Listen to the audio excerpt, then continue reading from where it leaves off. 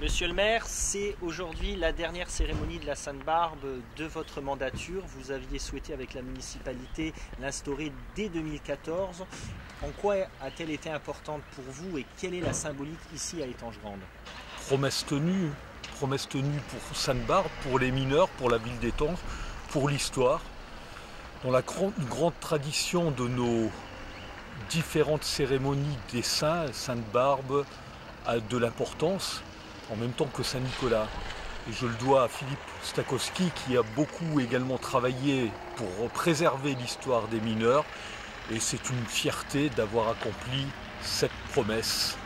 Monsieur Stakowski, en plus d'être enseignant, vous êtes historien, c'est ainsi qu'on peut vous classifier. Vous avez longtemps travaillé et encore aujourd'hui, puisque vous nous prévoyez sûrement un futur ouvrage sur la ville d'Étanges-Grande. C'est un sujet qui vous est cher, cette ville vous tient à cœur et le sujet des mineurs d'autant plus.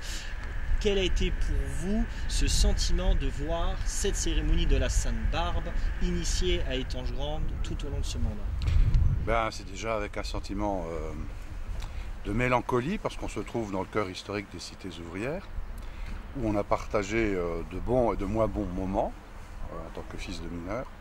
C'est un sentiment de reconnaissance aussi.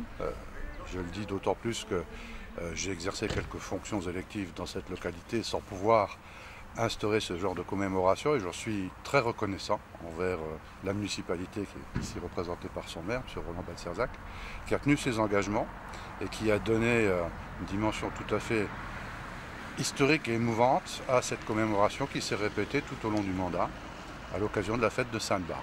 Alors pour les mineurs qui restent, qui sont malheureusement peu nombreux, pour leurs familles, pour leurs descendants, pour l'histoire étangeoise, c'était un devoir de mémoire, il avait été annoncé, il a été respecté et je le remercie encore une fois très vivement parce qu'il y a des choses qui se ressentent, il y a des choses qui s'écrivent, il y a des choses qui s'évoquent, il y a des choses qui ne se disent pas mais qui se comprennent quand on a la chance de vivre dans une cité ouvrière comme la nôtre et d'avoir ce sentiment d'appartenance et de reconnaissance envers cette communauté qui a tant fait pour l'histoire d'Étanges-Grande. Merci encore.